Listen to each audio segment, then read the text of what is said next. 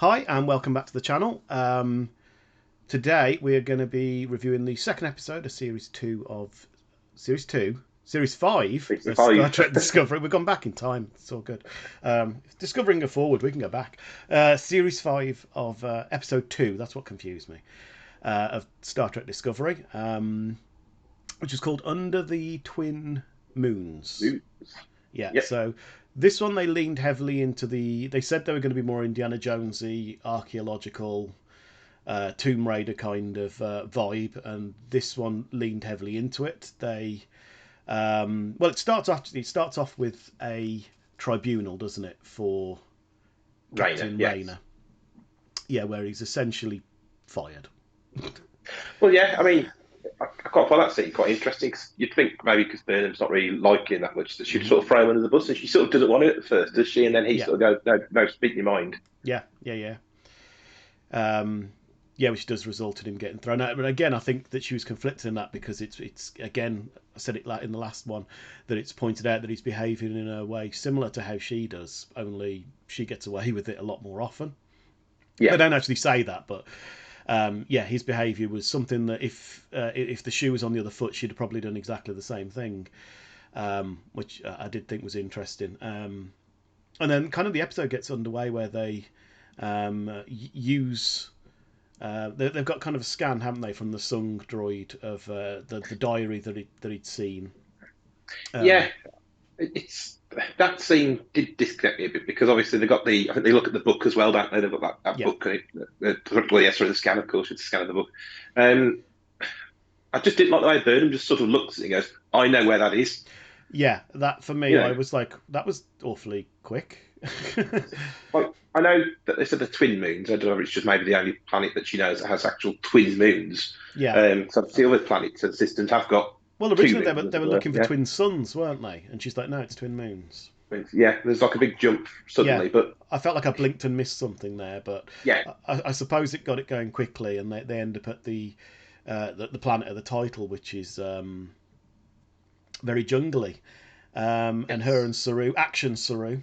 Um, I thought that was a little bit lame. I have to admit. You Really, liked it. his character because obviously it's just totally what he's not, which until he has to be. Well, that's why I was like, okay. He has done some actually things since he's had gone through what's it called, Bahurai? Yeah, Yeah. yeah, a little So bit. Yeah, so they end up on this jungle planet looking for essentially the next clue. Only Moll and Locke have already been, have they yes. not? Yes. What I did like about this, I didn't know until I watched the Ready Room, was a lot of this was shot on location. I thought it was using like the CG wall because I thought, oh, that looks really realistic. But yeah, a lot of it was shot on location. We had a scene where Saru tells Michael how incredible she is. And I hate that in modern television shows where they do this thing where they insist on telling the audience how incredible a character is. In case we've forgotten, thankfully it does get turned around and Michael switches it to be talking about Saru. I still find it a little bit lazy the way they seem to do that. It's something I never used to see in things before where they'd have to stop a scene explicitly to tell us how incredible somebody is. And I see it pop up more and more often in modern writing. I agree. I get where you're coming from. I suppose the only thing I could defend in this case was the fact that it is their sort of final mission together, and Yes. he's really saying Yeah, it's that's been an why honour and you've been great. Yeah, that's why I cut it some slack in this respect. But I've seen it pop up in Doctor Who and a few other shows lately. And to me, it feels a little bit lazy. It's almost like the writers are afraid you don't quite know how great they want you to feel these characters are. And I'm like, well, you probably should have written better episodes to show that off yeah. then. But like you said, it was their final mission together. So I'll cut it a little bit of slack in that respect. While this is going on, Buck is trying to contact Locke and Moll, isn't he? Oh, yeah. And one thing I did like is that they've made out. That, I think it's been established that they're a couple, aren't they? Yeah, but without having to make them a couple, if that makes sense. Hmm. You know, they don't really need to force it in your face. They No. just give you the assumption that they're just a couple, and that's Yeah. all you need to accept. And I like that. Yeah. I felt that like, they were a little bit. Again, they've done quite a few sort of mirroring, so it kind of reminded me of Michael and Buck's relationship at like the start of series 3. Where they're not necessarily mercenaries, but they are together doing, adventures and all the rest of it. So Yeah, I a wonder bit whether, about yeah. and round. Yeah, yeah. So I feel like it's trying to build up a level of sympathy for them as well, and the idea that they're in way over their heads than they just think they've got something valuable, but they don't think they've quite grasped how many people would kill for what's at the end of this trail as well. Yeah, I mean, I'm sort of hoping where this is sort of leading, maybe at some point, is to see more um, aliens of Trek coming. I mean, I'd love to Mm-hmm. see the Klingons now because obviously Discovery did mess it up, and then they tried to write them in season two, which went a long way, and obviously since Strange New Worlds corrected them again. So Yeah, I would like to see them now, yeah. and obviously some Romulans and Cardassians. So yeah, Saru and Michael beam down to the planet. We have those creepy statues with the eyes open, Yes, which I thought it was nice the way they did it quite slowly, and it releases some kind of drones that are attacking them. Did you get a little bit of the Arsenal of Freedom? that was exactly what I was going to bring up, and they do mention the name of the species or something. I'm sure they Mm, mention something, or they bring up a file, don't they, when looking, and they mention. mm. I need to go back and check, but I thought that was the species, not on the planet. I Yeah, mean, yeah, that they yeah, mention when they're yeah, trying to come up with a solution. But yeah, I did think that, and yeah, I thought, oh, okay, it's a callback without being a callback. yeah. I think that's why I enjoyed it. I sat there and thought, "Oh, this is very familiar, but not necessarily a bad way because Arsenal of Freedom was so long ago. I mean, it was what 1987 Yeah, yeah, when that's that fine, yeah. aired. So it's been a long time, and I do quite like Arsenal of Freedom. It's fun, and this was fun. I have to admit, I did Yes, quite enjoy it. I liked Michael and Saru bouncing off each other. I like the fact that Saru got to do something for. Again, they didn't put everything on one character. It seems to be something they're trying to maybe address this year, which I'm all for. So yeah, the stuff on the planet, stuff with the pillar that they find as well, that's had the yeah. writing scored off. Did you like the resolution? Raina got involved and basically essentially says, "Well, maybe you should like to try approaching the this way round," and then just logs out. Like I've given I you everything did, you need. I'm done. and the thing is, he might be a bit of a hard ass, but secretly it shows he cares. I mean, Yeah. he cares about the mission, but he cares about them as well. I mean, he's a Starfleet captain. He's not going to see I would say anyone he cares about the risk. Federation. I think that they've Um, made that clear. He just has a not a brasher. He just has a kind of like kind of like Michael. He has tunnel vision with things. He sees the objective and he'll go to extreme lengths yeah, and the to fact that get he's there. followed through, he's been, like you say, sort of court-martialed or whatever you want to call it, Yeah. or some kind of tribunal, or something. And he's sort of out of it. I mean, we find out later on that he's completely been put out of it by Mm, Vance. But yeah. I just thought, well, at least he cares enough to actually be, you know, I'm going to still get involved. I'm still going to monitor everything and make sure everything's okay. Yeah, I like the fact that we got scenes of. I know everyone loves the little space family, which is Adira, Stamets, and Culber. But for a long time, it felt like they only had scenes together, pretty much exclusively, and nobody else. So it was nice to see Adira get scenes with Tilly. Yes, and they bounce off Yeah, each other exactly. quite well as They well. Yeah, bounce off each other really well, and it was just nice to get another different flavour because I did feel like they kind of I don't want to say segregated, but, they kind of lumped those characters together and didn't know anything else to do with it, and they got a good fan reaction because people thought it was sweet and all the rest of it, but I think they went a little too much with it and to the exclusion of everything else. So it was nice to actually get a scene with Adira that was with somebody else, and like you said, yeah, bounces off Tilly quite well because they're both quite insecure. Um, but yeah, I thought their scenes were actually quite fun, and again, adding Raina to the mix, who's just so much more to the point, um, to kind of focus them as they're kind of fluttering about what to do. I thought worked yeah. really well, Because really I well. like that. Because I mean, Tilly was trying to take charge and keep Adira on task, and then she starts to flap as well. He just comes in, and then she turns around to thank him. He's gone already. Like just not even like That I a really bye liked. or Yeah, I like the fact he didn't even linger to see if it worked. He's just like, try this, done.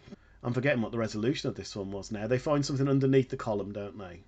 Yeah. Well, she reads the column first, and it's obviously a poem or some kind Mm-hmm. of riddle or something like that about the Romulans having a secret back door for Yeah, family and all that sort of stuff. And she goes down the back of the rock and obviously realizes, oh, it's not there. And obviously, like in the movie, and they find a piece of the puzzle that's not yeah, been taken by them too. Um, and then basically crap themselves because they're about to be they're about to be destroyed till he stresses to the hilt. yeah. Um, I did like the fact it felt. I know this is completely objective, but to me, this felt like a Star Trek world.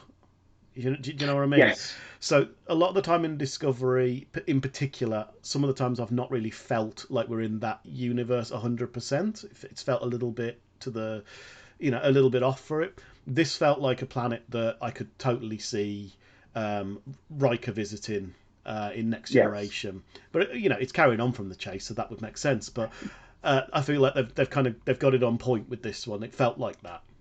Yeah, and I think the other thing is as well is again that one of the things they have been saying is they're trying to jump onto like an Indiana Jones type vibe, and Yeah. it's again if you look at it like that, I could totally see that being Indiana Jones type. Like there's Mm, traps and there's triggers and there's yeah. you know, Well, so I like the fun element of it. It's I'm yeah. not saying it's copying Indiana Jones, but it's got that element there of it's fun. They're trying to make it fun. They know they need a Star Trek Yeah. world to start. I'm just totally blown away. Yeah. That's probably why I enjoyed it. I mean, I'm a huge Tomb Raider fan and a massive Indiana Jones fan, so it's ticking my personal box in that respect. Um, yeah, I mean we got a bit more again of seeing Starfleet back up and being Starfleet, which I am enjoying so much because that's one of the things that I said in the last episode. It's one of the things I've really disliked about 32nd Century. I didn't like the destruction of Starfleet. It's always been kind of a pillar of Star Trek for me. So to have it back and feeling more like Starfleet again. I mean, they did a bit in the previous seasons, but this year, particular again, it feels like everything. All the wheels are turning in the right direction in that respect. It's got a better feel. It just feels better for me. It's such a shame that, like I said it in our first episode review, that they seem to be ticking the boxes. Now it's too late. I mean, obviously they Mm. didn't know it was the final season, so it's not like they've done this on purpose. In terms of, as far as I was concerned, we're getting season six, maybe seven. Yeah, But to get it so right towards the end, I do feel a little bit bad for them. I mean, it's the same syndrome as Picard, really. Picard yeah. seasons one and two didn't tick the boxes for everyone, and season three did. So But again, I it seems to wonder. be a trope at the Yeah, moment of New Trek. yeah. I think I've said in one of our previous videos that sometimes if something has a decent ending, it retroactively for me makes what's happened before better because I know Yeah, where it's going. So whilst I didn't enjoy Picard series one and two that much the first time round, knowing where it ends up in series three, rewatching the whole thing, it wasn't anywhere near as bad. I knew that it was going in a positive. It was going in a positive direction. It's building up to that, so I can accept yeah, it. And it's gonna. I feel like it's probably as long as they stick the landing on this season, it might be the same with Discovery. That next time when I come round to watching series three and series four, knowing that this is the run up. This is where Starfleet ends up. That I'm not going to be anywhere near as hostile to it as I probably was. yeah. I mean, I hope they stick the landing, and I mean they've got double jeopardy, haven't they, at the end of this season? So they've got to stick the landing and give it a Land series. resolution to the series, Yeah. which, like I said, I don't think there's been actually, I don't think there's like a heap of extra footage been put in. I know they went back to do some filming for the extra bit on the episode. I should imagine it's going to be longer than an hour. I'd hope so. I don't want it being Mm, wrapped up. I don't want it have been like a 45-minute episode that they then turned into an hour. I'd like to see it like an hour and 15 just to give it that bit of yeah. time. But obviously, we'll see how it goes, like I say. But yeah, so they get back up to Discovery and then Hmm. they realise they formulate it's part of something, don't they? It's like a Yeah. sort of a piece of a puzzle, Yeah. and they get Zora to make like I think a replicated version, Hmm. isn't it, of what they think it is? And it leads them to Trill. It does, Yeah. it does. But obviously, that's going to be dealt with next week, and I'm sure you might have some issues with that because I know one of your favourite characters is coming back. I just well no again this is another one where I'm hoping that there will be an improvement because again when you had scenes spoiler I'm not a fan of Grey and Adira when Adira's with Grey because all their scenes are literally just couple. There isn't anything else about them. So after a year of having Grey on the ship, I couldn't really tell you anything about Grey other than he supports Adira. That's it. That's all I could tell you about him.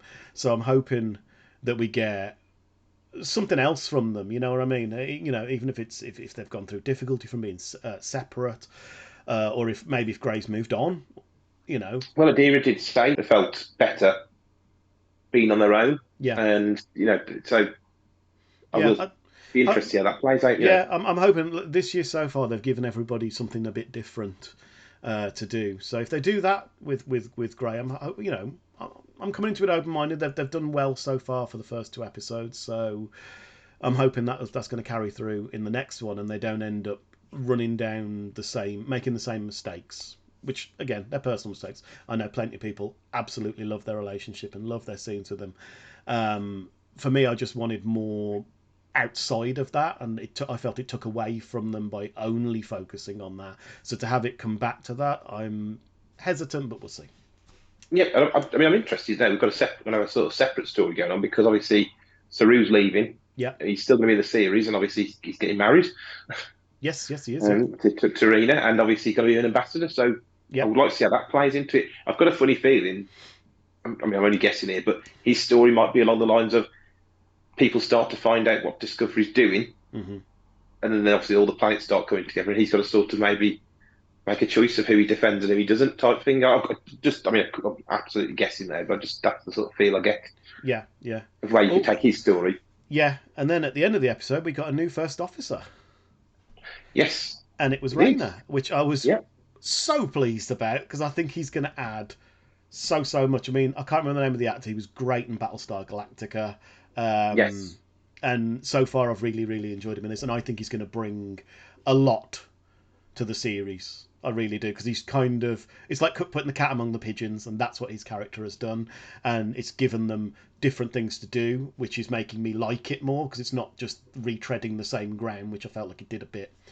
So, and someone that can It's challenge Michael. I'm saying, hoping there's going to be some resistance from the crew because I enjoyed the episode of Next Generation where Data's in charge, and it's in Gambit, I think.